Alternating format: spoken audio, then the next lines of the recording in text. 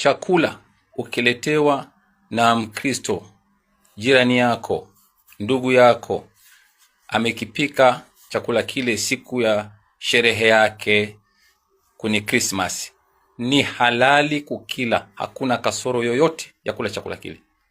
Kula chakula hicho, wala usiachi chakula hicho. Sasa chakula ni kitu kingine. Mimi nasema kwamba hizi hoja za msingi kwamba chakula kile ni haramu, ni makosa, si sahihi. Bali akikuletea chakula kwenye Christmas, kula. Hakuna msingi wowote, hakuna aya yoyote, wala hakuna hadithi yoyote, labda mtu atunge. Na kama mtu kamfanya juhudi yake imekosewa.